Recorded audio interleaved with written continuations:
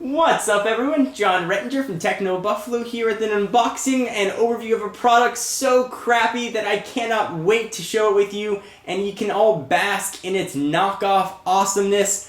Please meet the ePad. Let's go ahead and dig in.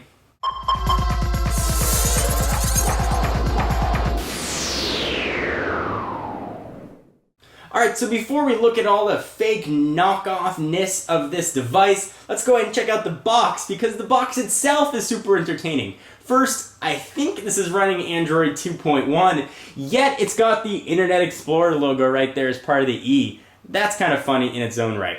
So the box itself is just a ton of jokes sort of built into it. So first, there's a Windows logo in the upper right-hand corner, which is awesome, with a minimize and the close button. The battery they're showing is almost drained with just a little bar of battery life. It's got the Windows Explorer, or Internet Explorer rather, icons across the top with the home and the back. I mean, stuff you really haven't seen since XP. The icons are on the front are clearly a mashup of some iOS, some Windows, and what other weird things they could come up with.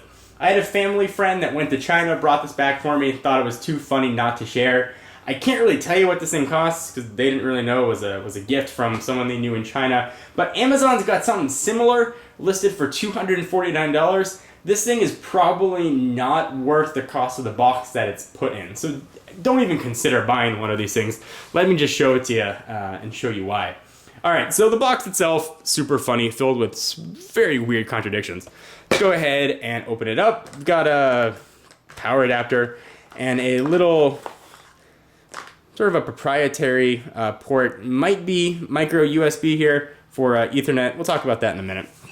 Let's go ahead and pull out the ePad and bask in its awesomeness for just a few minutes. Alright, so clearly it's supposed to look like the iPad, right? Hence the pad name. And it looks similar. You know, I'll give it that. It's got a black bezel and has a screen and a home button. Let's go ahead and take a look around the device. So you've got supposedly stereo speakers, super crappy, don't work. We'll talk about those a little bit. On the top, we've got nothing. It's supposed to be a microphone, doesn't really work. It's supposed to be also an ambient light sensor, doesn't work either. There's another microphone input here. So here we've got sort of a proprietary port, doesn't really do much. There's your power button. That's where you're supposed to be able to plug in that Ethernet port. Doesn't work either. Volume up and down. You've got DC in. You've got a strange mini USB port. You've got an actual USB port.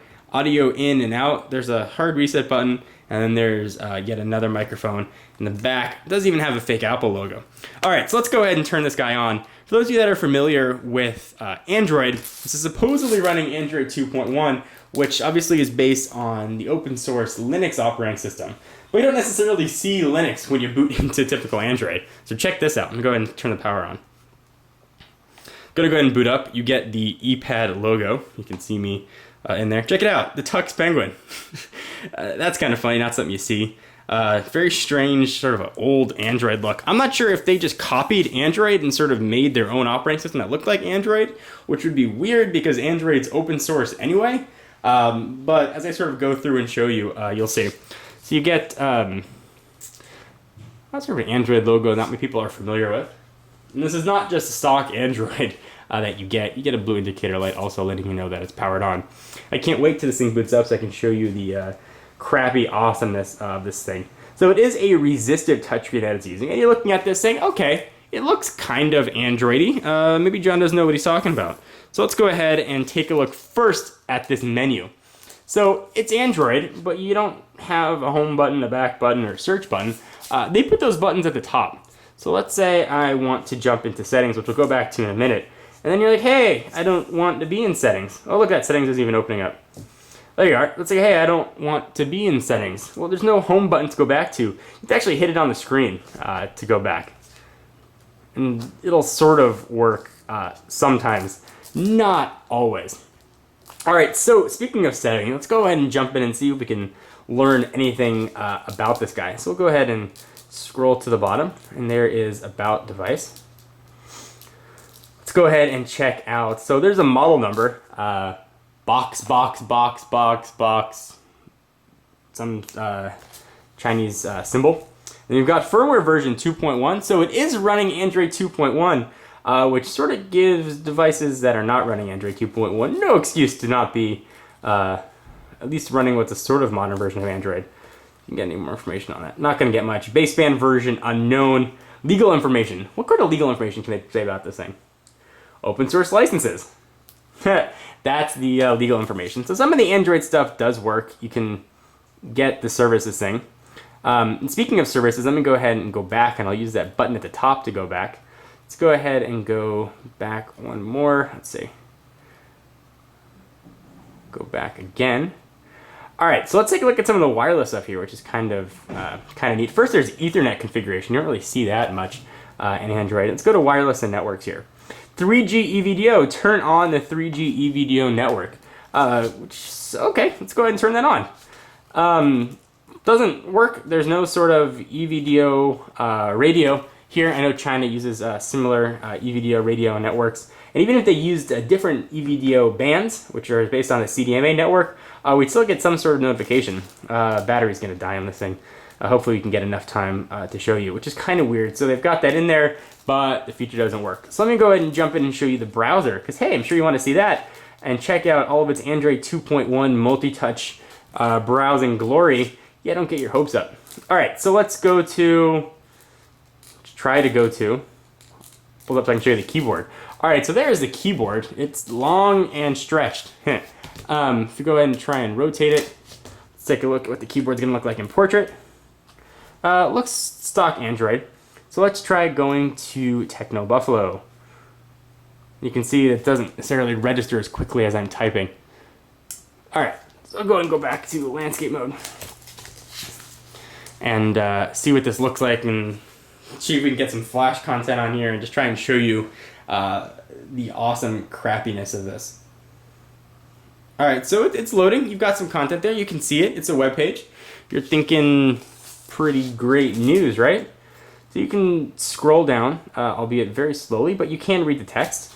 If you want to do some pinch to zoom, it does not support multi-touch, so you're sort of out of luck. You got to use the old sort of G1 stock Android way of zooming in and out. But it does work, sort of. Let's go ahead and go back home. But the Flash content wasn't showing up there. You had the big Flash logo. Let's go ahead and look at what sort of applications are going to come here. So you have a browser, Real Player, iReader. Let's go ahead and take a look at that.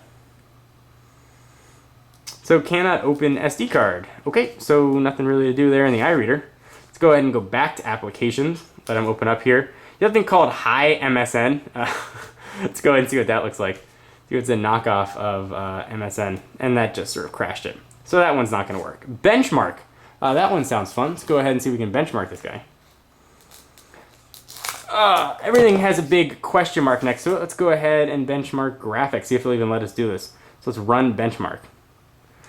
Take a long time. Do not turn this device off for any benchmark. All right, so I'll run the benchmark in a minute, and I'll come back so you guys don't have to watch it and show what it looks like. You can see it doing something here. So you don't need to watch the whole test. We can see how great and fantastic this is. It's asking for my Windows Live ID and password. I can tell you I would not trust this thing with any sort of passwords as far as I can throw it. And I probably can't throw it very far because its crappy build will probably break as I'm throwing it. Let's go back and go to home. There we go. And go see if it'll rotate back. All right, let's go see what else is going to come on here. So settings we already sort of took a look at. Let's go ahead and jump on over. Let's try to go to the other page. So you've got Task Killer spare parts and this guy. I definitely can't read that, but perhaps some Mandarin speakers out there can understand what that says. And you just ask for a password. Nothing really that I would trust or want to give it. I don't know. Let's go with that one. All right, so that got us back home and put an icon on the home screen.